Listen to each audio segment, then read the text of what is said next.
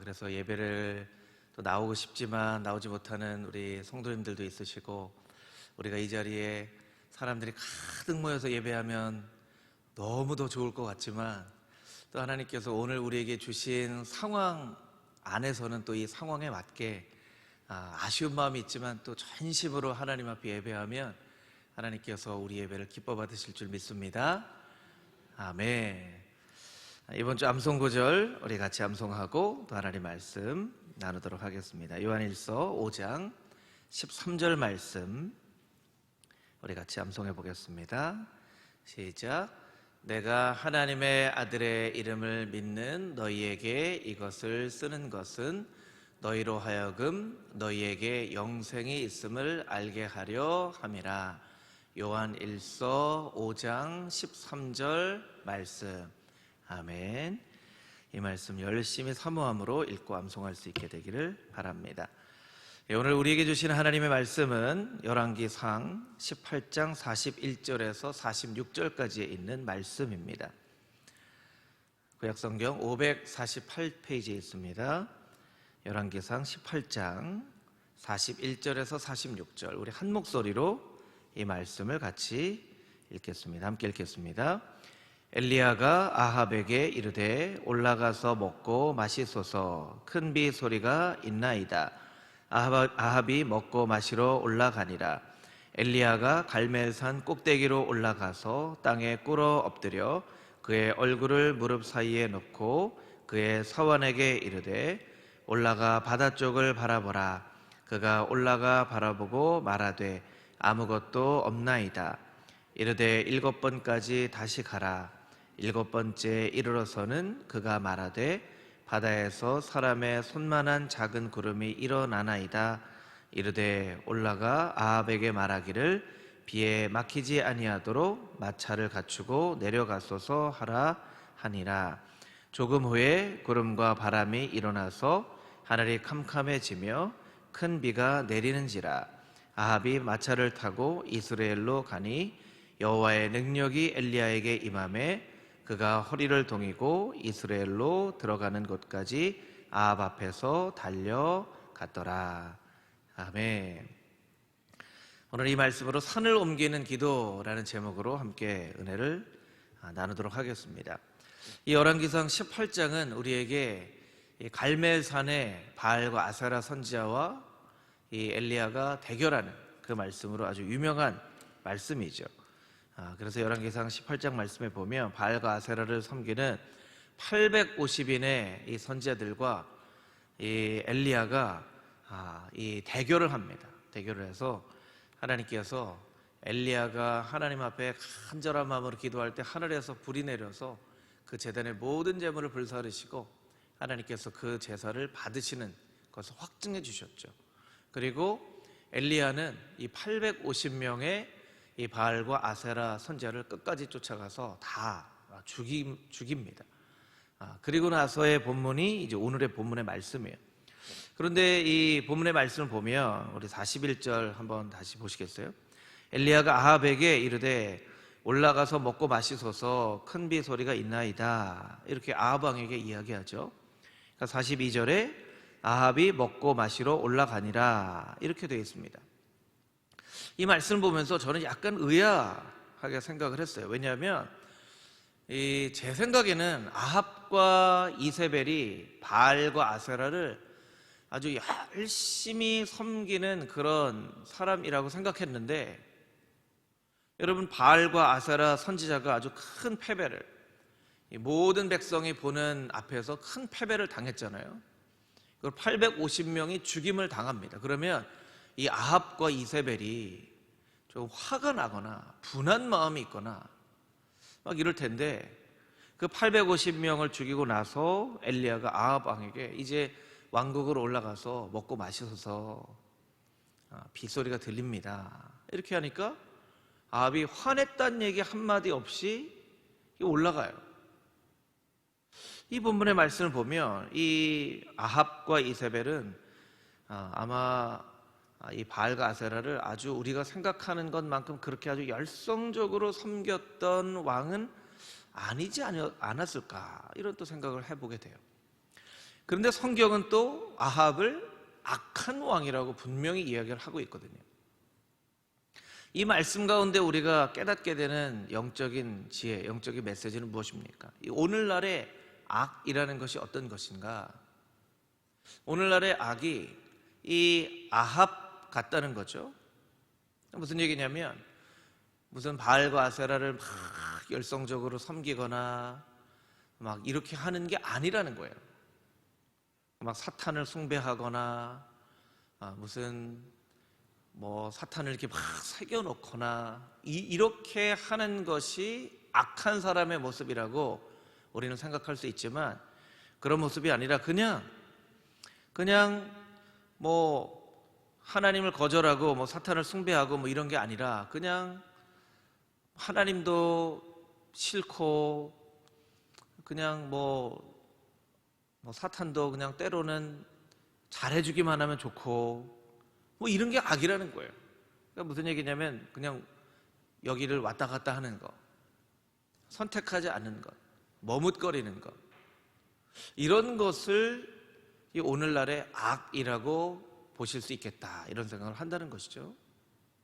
여러분, 우리가 성경을 볼 때 이 성경에 나와 있는 말씀 그대로 우리가 성경 말씀을 봐야 되는데, 때로는 우리가 가지고 있는 생각으로 성경을 봅니다. 성경에 나와 있는 이 사실과는 다른 메시지를 우리가 받게 되기도 하죠. 여러분, 이 본문의 말씀을 통해서 이 아합과 이세벨에 대한 생각을 우리가 조금 바꿀 필요가 있어요. 아합은 그렇게 바알가세라를 막 목매달라 이렇게 막 열심히 섬겼던 사람이 아닐 수 있다는 거예요. 또 오늘날 그렇게 살아가는 우리를 하나님께서는 악이다, 이렇게 말씀하실 수 있다는 거예요.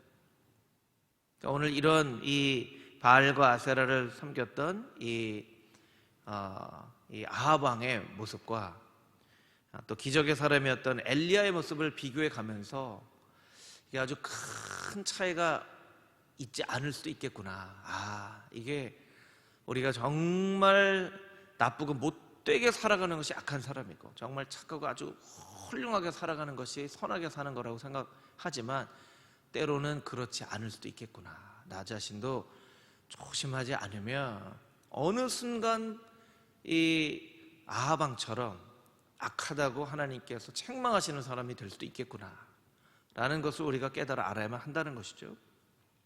오늘은 이 제목에 따라서 기도에 대한 이 말씀을 좀 나누려고 하는데요, 이 두 가지 메시지를 이 본문을 통해서 좀 나눠보려고 합니다.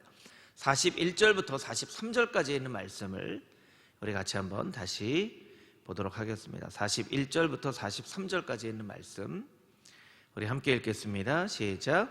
엘리야가 아합에게 이르되 올라가서 먹고 마시소서, 큰 비 소리가 있나이다. 아합이 먹고 마시러 올라가니라. 엘리야가 갈멜산 꼭대기로 올라가서 땅에 꿇어 엎드려 그의 얼굴을 무릎 사이에 놓고 그의 사원에게 이르되 올라가 바다 쪽을 바라보라. 그가 올라가 바라보고 말하되 아무것도 없나이다. 이르되 7번까지 다시 가라. 아멘. 첫 번째, 엘리야는 기적의 사람이었고 동시에 기도의 사람이었다라는 것입니다. 우리 같이 한번 따라해 볼까요? 엘리야는 기적의 사람이었고 동시에 기도의 사람이었습니다. 기도의 사람이었습니다. 아멘. 엘리야는 참 독특한 인물이에요. 성경에 나온 이 인물들이 등장을 하게 될 때 뭐 어린 시절에 어떻게 살았고 또 어떻게 살았는데 하나님께서 어떻게 부르셨다, 뭐 예를 들면 기드온을 하나님께서 어떻게 부르셨다, 참 겁쟁이처럼 살았는데 하나님의 천사가 가서 용사야 하고 부르셨다, 또 아모스 선지자를 뽕나무 밭에서 일하는 그 아모스 선지자를 하나님께서 부르셨다, 이런 뭔가 선지자를 하나님의 사람을 부르실 때는 뭔가 배경을 설명을 하는데요, 이 열왕기상에 나오는 엘리야는 그냥 나타나자마자 하나님의 사람 엘리야가 있으되 비가 오지 아니할 것이다 이야기를 했더니 비가 이스라엘에 내리지 아니하였다. 그냥 등장하면서부터 선포하는, 등장하면서부터 그냥 기적을 행하는 아주 독특한 그런 인물이라는 것이죠. 서론도 없습니다. 그냥 본론부터 시작하는 기적의 사람이에요. 그래서 우리가 엘리야를 기억할 때 엘리야는 기적의 사람, 갈멜산에서 850명의 사람과 이 선지자들과 싸워서 이긴 사람, 이렇게만 우리가 생각할 수 있는데, 여러분, 엘리야는 기도의 사람이었다는 거예요. 기도의 사람. 여러분, 사실 예수님은 기도할 필요가 없으신 분이셨죠. 여러분, 예수님이 기도할 필요가 있으셨겠습니까? 예수님은 기도할 필요가 없으셨어요. 하나님과 본체신데, 인간의 몸을 입고 이 땅 가운데 오셨지만 하나님과 본체신데 뭐 기도할 필요가 있으셨겠습니까? 그런데 예수님은 늘 시간을 정해놓고 기도하셨어요. 밤이 늦게까지 병자를 고치셨음에도 불구하고 새벽에 일어나 한적한 곳에 가셔서 기도하셨던 그런 기도의 삶을 사셨던 분이죠. 엘리야는 기도하지 않고도 기적을 많이 이루었습니다.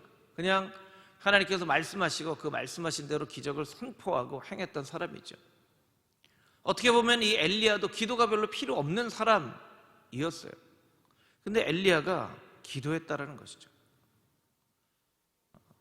여러분, 예수님의 기도를 통해서는 우리가 뭘 배울 수 있겠습니까? 예수님의 기도를 통해서는 예수님은 기도할 필요가 없으셨지만 많은 제자들에게 믿음의 본을 보이시려고 기도의 삶을 사셨어요. 여러분, 때로 여러분이 기도하는 그 모습이 여러분의 자녀들에게 믿음의 본이 되어진다는 사실을 여러분 잊지 마십시오. 기도는 하나님과 나와의 관계에 있는 것이죠. 내가 하나님 앞에 간절한 마음으로 기도하는 것입니다. 다른 사람 보라고 기도하는 것 아닙니다. 절대적으로 기도는 하나님과 나와의 관계 가운데 있는 것이지만 때로 내가 의도하지 않아도 누군가에게 그 모습이 기도의 본이 되어지기도 한다는 거예요. 예수님의 모습이 바로 그랬다는 것이죠. 제자들이 기도를 어떻게 배웠습니까? 예수님 기도하는 모습 보고 배웠던 거예요. 저는 여러분의 자녀들, 여러분의 자녀손들이 여러분이 기도하는 모습을 바라보고 할머니 바라보니까 기도는 이렇게 하는 거구나. 할머니, 할아버지, 우리 아버지, 어머니 보니까 기도가 참 중요하구나. 기도가 빠져서는 안 되겠구나. 기도의 삶을 살아야 되겠구나. 그것을 여러분의 자녀손들이 여러분의 기도하는 모습을 보면서 본받게 되는 일들이 일어날 수 있게 되기를 주님의 이름으로 축복합니다. 할렐루야. 아멘. 엘리야는 왜 기도했냐는 거예요. 여러분, 엘리야는요 기적의 사람이었죠. 그런데 그것은 사람들에게 보여지는 엘리야의 모습이었어요. 사람들은 다 보여지는 자신의 모습이 있고 보여지지 않는 자기 자신의 모습이 있어요. 보여지는 모습과 보여지지 않는 모습이 어느 정도 좀 일관성 있는 사람도 있는가 하면 보여지는 모습과 또 보여지지 않는 모습이 너무 하늘과 땅 차이로 큰 그런 사람들도 있죠. 그래서 때로는 보여지는 모습은 너무나 좋은 모습인데 보여지지 않는 모습이 좋지 않은 모습을 우리가 뭐라고 얘기하죠? 이중인격자라고 얘기합니다. 이중인격자. 두 얼굴을 가진 사람이라고 얘기를 하죠. 네, 그래요. 이 엘리야의 보여지는 모습은 기적의 사람이었어요. 근데 보여지지 않는 엘리야의 모습은 기도의 사람이었다는 거예요. 기도의 사람. 기도가 필요하지 않았지만 기도는 엘리야의 보여지지 않는 그 모습을 만들었다는 거예요. 그것을 이 서신서의 에베소서에는 사도 바울은 어떻게 표현하고 있냐면 그것을 속사람이라고 표현을 합니다. 에베소서 3장 16절 말씀 우리 자막으로 같이 한번 읽어보겠습니다. 시작. 그의 영광의 풍성함을 따라 그의 성령으로 말미암아 너의 속사람을 능력으로 강건하게 하시오며. 아멘. 성령으로 말미암아 너의 속사람을 능력으로 강건하게 하시오며. 겉사람이 있고 속사람이 있다는 거예요. 겉사람만 건강하면 안 되고 속사람도 강건해야 된다는 거예요. 속사람이 강건하기 위해서는 성령의 능력으로 말미암아 강건한 것이 필요한데 어떻게 성령의 능력으로 속사람을 강건케 할 수 있겠는가? 그것이 바로 기도라는 거예요. 기도. 근데 여러분, 기도에 대해서 우리가 잘 아는 것처럼 기도가 참 신비한 게 참 기도인 것 같아요. 쉬운 듯 하면서도 어려운 게 기도죠. 여러분, 기도가 쉬운가요? 어려운가요? 여러분, 쉬워요? 어려워요? 네. 기도가 어려우세요? 또 이렇게 물어보면 이게 정답이 아닌가 보다. 그리고 또 제가 기도가 쉬워요? 이러면 이건 또 아닌가 보다 이렇게 생각하실 수 있는데, 기도가 참 쉬운 듯 하면서도 어려워요. 쉬운 듯 하면서도 어렵고, 알 듯 하면서도 참 모르겠는 게 기도예요. 알 듯 하면서 모르겠는 게 참 기도예요.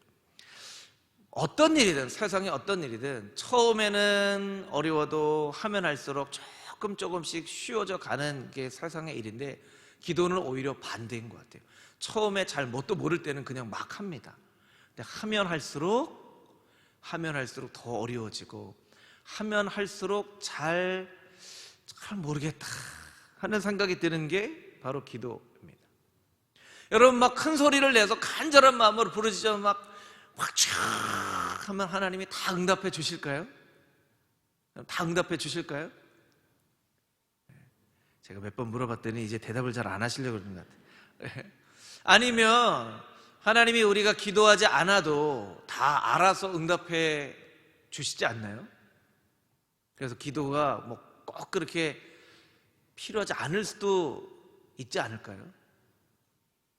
이런 이제 질문들을 가지고 이제 성경에 나와 있는 이야기나 또 우리 영적인 선배들의 글들을 이렇게 보면서 조금 내 나름대로 기도에 대해서 정리를 하는 게 좀 필요합니다.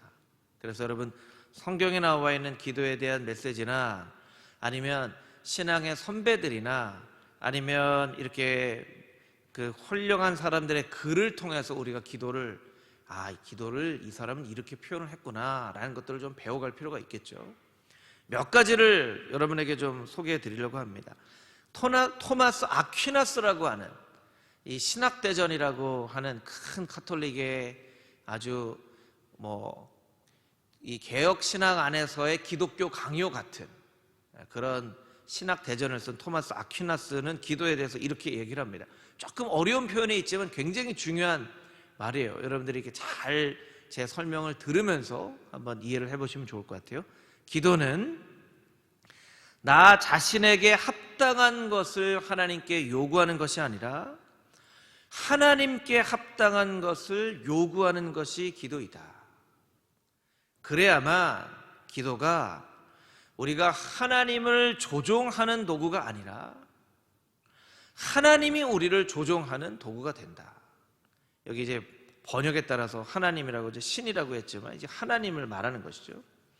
그래야만 기도가 우리를 자신의 뜻과 의지를 따르는 자율적인 인간이 아니라 하나님의 뜻과 하나님의 의지를 따르는 신율적인 인간, 자율적인 인간이 아니라 신율적인 인간이 되게 한다.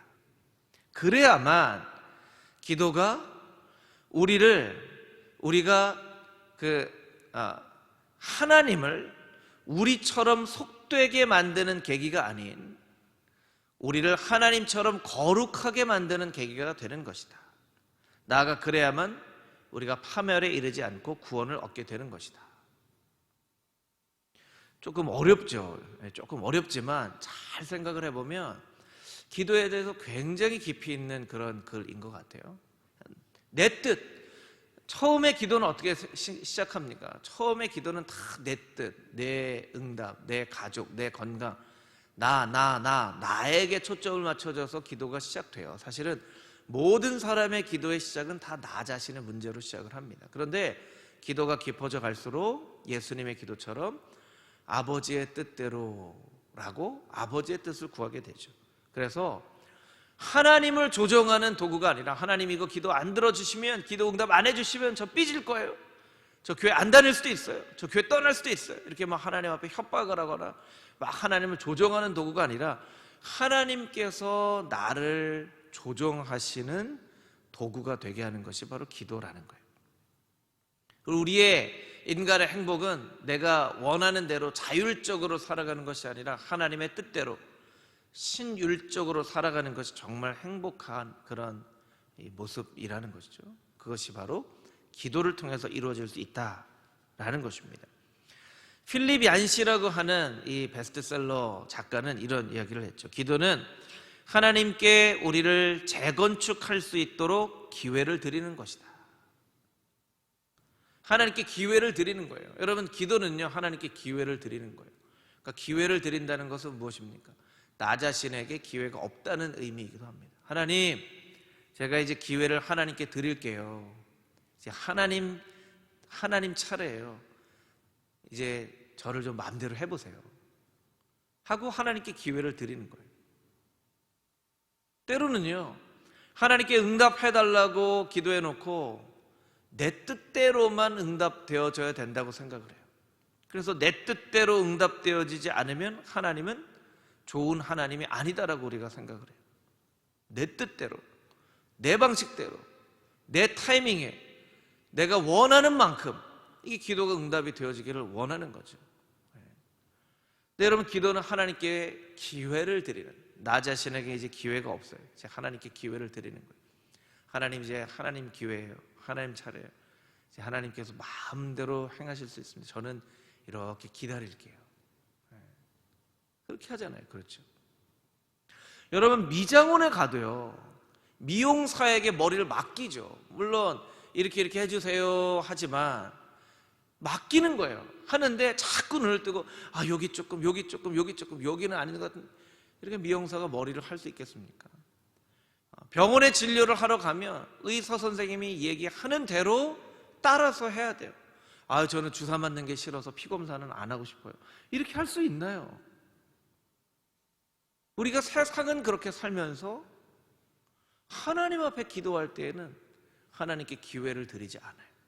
내 뜻을 자꾸 주장해요. 그래서 자꾸 하나님께 기회를, 이제 하나님 차례예요. 하나님 차례예요. 하나님께서 인도해 주세요. 하나님께서 역사해 주세요. 그게 하나님께 기회를 드리는 것이 바로 기도이다. 이렇게 정의를 내렸습니다. 우리가 잘 아는 마틴 루터는 또 이런 얘기를 했죠. 매일 아침 2시간 기도하지 않으면 그날은 마귀가 승리하는 날이다. 마귀가 승리하는 날이다. 기도하지 않으면 마귀가 승리하는 날이라는 거예요. 여러분, 오늘 하루 마귀가 승리했습니까? 아니면 성령님께서 여러분 안에서 승리하셨습니까? 마귀가 승리하는 날이다. 나는 일이 너무 많은 날은 3시간씩 기도하지 않고는 그 일을 할 수가 없다. 일이 너무 많으면 기도 시간을 줄여야 되는데 일이 너무 많을수록 더 기도의 시간을 늘려서 기도해야지만 그 일을 할 수가 있다는 거예요. 왜냐하면 기도를 할 때 하나님께서 일하시기 때문에, 기도를 할 때 하나님 일하시기 때문에. 우리 같이 한번 따라해 볼까요? 우리가 기도할 때 하나님께서 일하신다. 다시 한번 해보겠습니다. 우리가 기도할 때에 하나님께서 일하신다. 여러분, 여러분이 일하는 게 더 효과가 좋을까요? 하나님께서 일하시는 게 효과가 좋을까요? 하나님께서 일하시는 게 효과가 좋죠. 그럼 하나님께서 일하시도록 우리가 열심히 기도해야죠. 열심히 기도해야죠.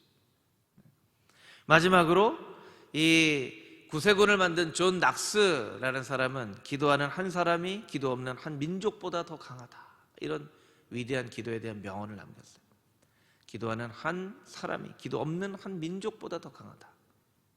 한국 교회가 큰 부흥을 경험을 하고 세계에 정말 10대 교회가 한국에 있다고 하잖아요.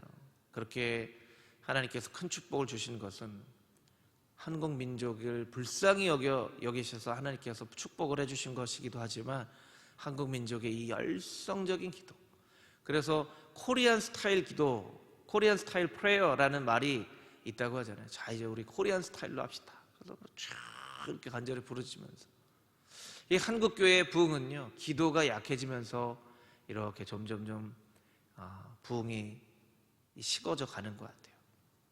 그 얘기는 반대로 우리가 기도에 부흥이 일어나면 하나님의 부흥도 다시 경험할 수 있게 된다는 것이죠.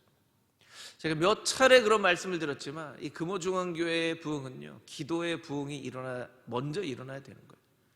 그러니까 새벽 예배 때 나오지 않았던 우리 성도들이 새벽 예배 때 나와서 기도하고, 예배 때마다 기도하고, 모일 때마다 기도하고, 기도의 부흥이 일어나야 하나님의 부흥도 맛볼 수 있게 되는 것이에요.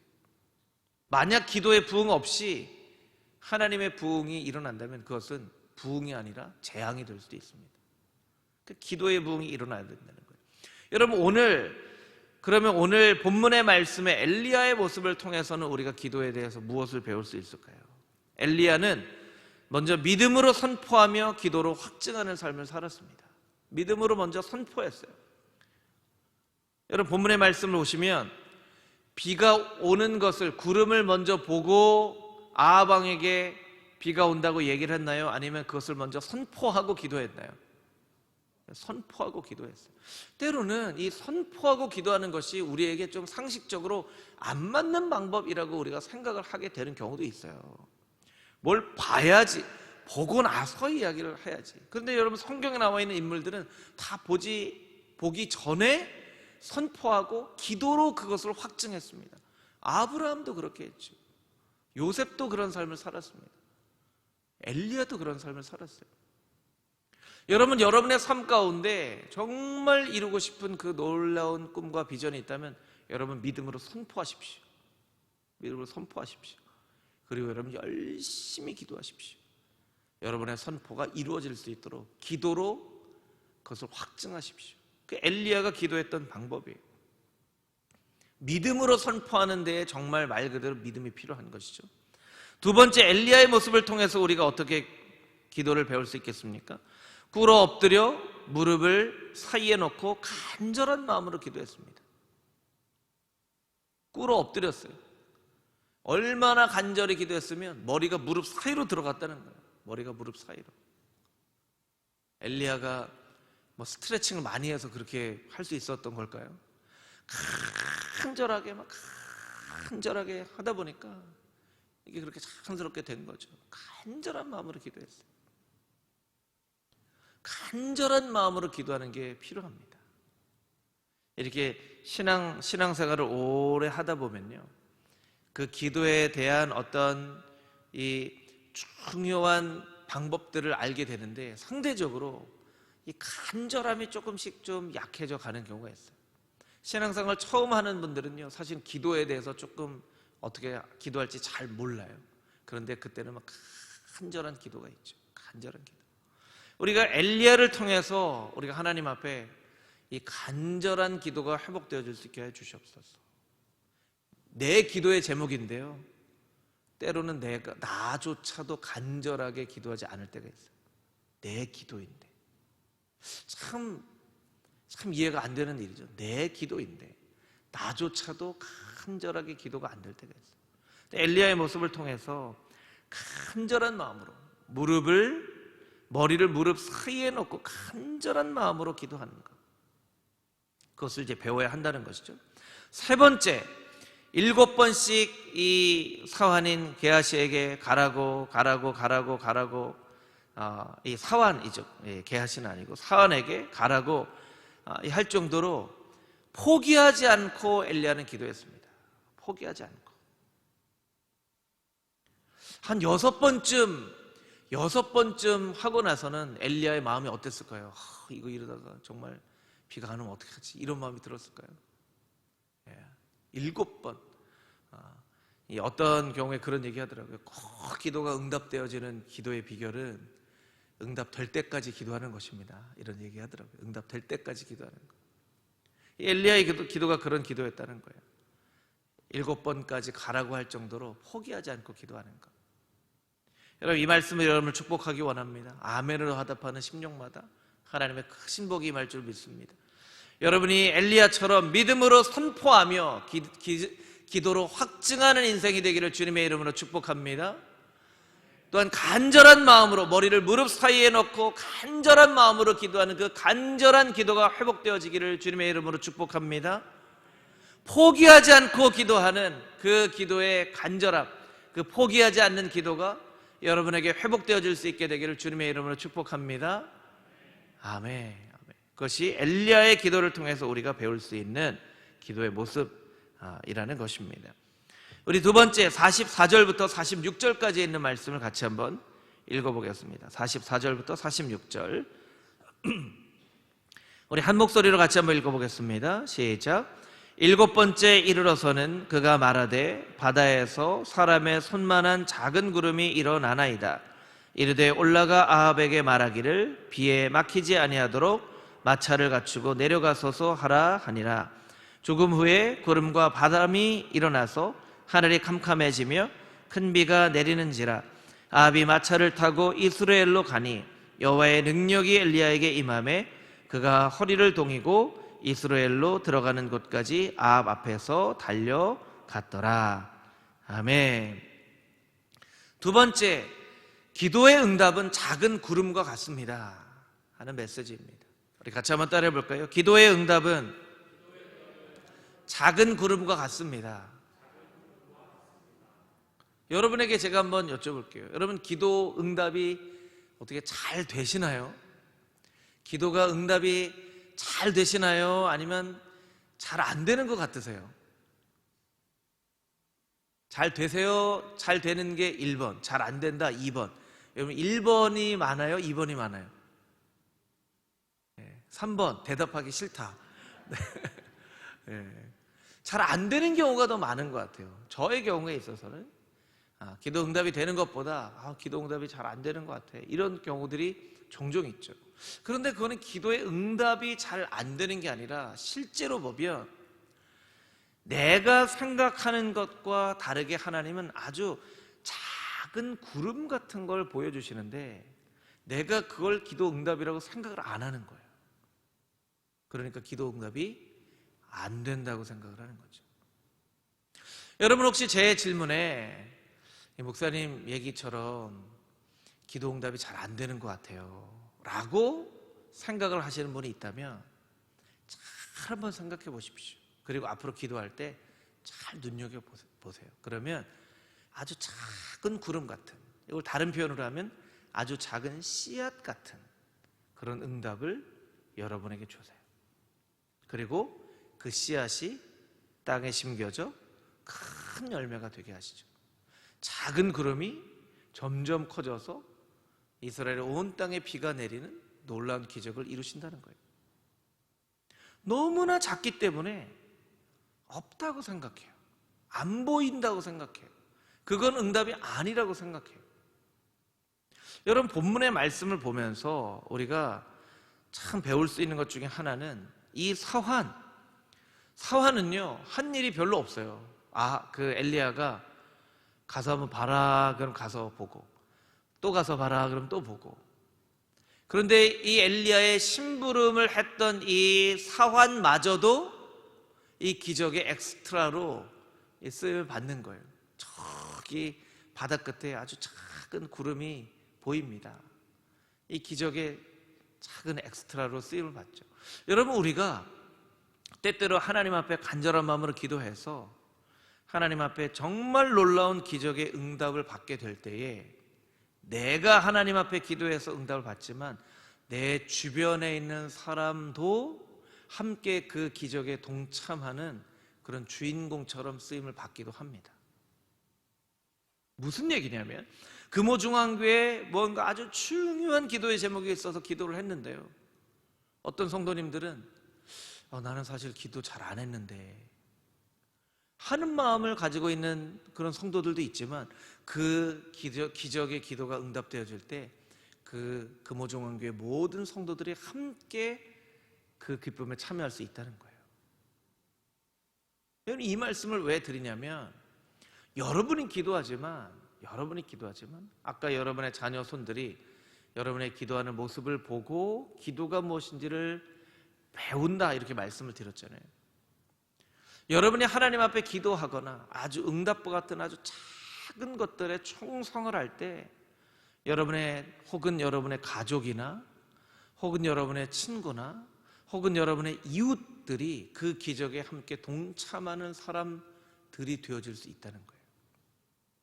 이 연말마다 참 어려운 것들이 하나 있는데요, 어떤 거냐면 이제 연말이 되면 이제 교사로 다시 직분자를 세워야 되고요, 이 구역장도 세워야 되고요, 또 찬양대도 지난주에 호산나 찬양대 광고를 했지만 찬양대도 이제 임명을 해야 되고요, 각 부서에 봉사하는 직분들 이렇게 세우고 임명을 해야 돼요. 근데 여러분, 교회 직분은 정말 사모하는 마음으로 감당을 해야 되는 겁니다. 할렐루야, 할렐루야. 아멘이 별로 힘이 없으시네요. 이 직분은 사모하는 마음으로 감당해야 되는 줄 믿습니다. 시켜서 하는 게 아니고요. 제발 저 좀 시켜주세요 하는 마음으로 해야 되는 거예요. 때로는요, 교회 직분을 세울 때 사실은 교회 직분이 그 직분 감당한다고 뭐 무슨 나라에서 상을 주는 것도 아니에요. 때로는 누가 막 알아주는 것도 아니에요. 다 아주 작은 거잖아요. 그렇죠? 그런데 그 작은 직분이 어쩌면 하나님께서 우리에게 보여주시는 작은 구름 같은 응답이 되어질 수도 있어요.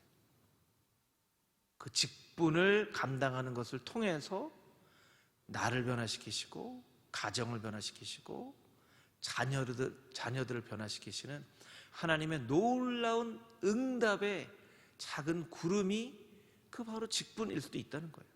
근데 우리는 그게 너무 작고 때로는 뭐 이거 오래 감당했는데 하고 생각하게 되는 경우도 있어요. 지금 이제 12월 가까이 되면서 이제 직분자들을 막 세우고 할 때요, 여러분에게 해당되어지는 일일 수도 있고 그렇지 않은 일일 수도 있는데, 금호 중앙의 모든 성도님들은, 특별히 직분자들은 사모하는 마음으로, 감사하는 마음으로 임명을 해서 시켜서가 아니라 좀 제발 나를 좀 시켜주세요 하는 마음으로 그 직분을 감당할 수 있게 되기를 주님의 이름으로 축복합니다. 여러분, 그게 여러분의 삶 가운데 작은 구름과 같은 응답일 수 있어요. 그것을 통해서 하나님이 어떤 역사를 이루실지 몰라요. 여러분, 기도의 자리, 예배의 자리, 어떻게 보면 여러분 이렇게 나와서 예배 드리시지만 또 새벽에 기도하시지만 기도의 자리, 예배의 자리가 사실 하나님의 작은 구름 같은 그 응답일 수 있어요. 어떻게 보면 그냥 예배의 자리 나와도 안 나와도 사실은 오늘과 같은 이 코로나 시대에 예배의 자리 나오는 것, 기도하는 것, 뭐 그거를 그렇게 중요한 의미를 안 둘 수도 있겠죠. 그러나 그 한 번의 예배, 한 번의 기도를 통해서 하나님께서 우리의 인생을 어떻게 바꾸실지 몰라요. 저는 그런 경험들이 많이 있어요. 특히 기도도 그렇지만 큐티할 때, 아침에 하나님 말씀을 가지고 조용한 묵상의 시간을 가질 때, 그 한 번의 묵상의 시간을 통해서 인생을 놀랍게 바꾸시는 경험들이 저는 너무나 많아요. 자녀들을 입양을 하는 경우도 그 방법을 통해서 말씀해 주셨고, 뉴질랜드나 온누리 교회에 있을 때 그렇게 해외에 가서 사역하는 때에도 하나님이 그런 방법을 통해서, 아마 그날 그냥 묵상하지 않았으면 제 인생은 완전히 다른 방향으로 갔을 수도 있어요. 그런데 그 하루의 평범한 묵상을 통해서 하나님께서 제 인생을 확 이렇게 바꾸시더라고요. 확 이렇게 바꾸세요. 그러니까 그게 작은 손바닥만한 구름이었던 거예요. 저는 깨달아 알았던 것이고, 깨달아 알지 못한 채로 그냥 하나님은 응답을 잘 안 하시네 하고 지나가 버리는 그런 경우들도 너무나 많다는 거예요. 여러분, 여러분의 삶 가운데 작은 손바닥 같은 그 하나님의 응답이 있는지 잘 주의 깊게 살펴보십시오. 그리고 작은 것을 귀하게 여기는 성도님들이 되어질 때 하나님께서 그 작은 응답을 통하여 여러분의 삶 가운데 놀라운 기적의 역사를 이루시는 그 하나님의 놀라운 은혜를 체험할 수 있게 되기를 주님의 이름으로 축복합니다. 아멘.